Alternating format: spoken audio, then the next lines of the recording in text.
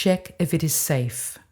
Check consciousness by gently shaking the shoulders and speaking to the victim.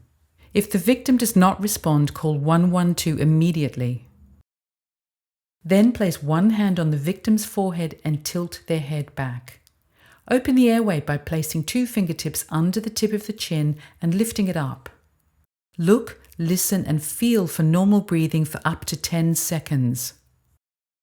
If the victim is not breathing normally, start with chest compressions. Place the heel of one hand on the center of the chest. Place the heel of the other hand on top of the first and hook the fingers of both hands together. Position yourself with your arms stretched out perpendicular above your chest. Press the chest 5 to 6 centimeters at a rate of 100 to 120 per minute. After 30 chest compressions, give 2 breaths.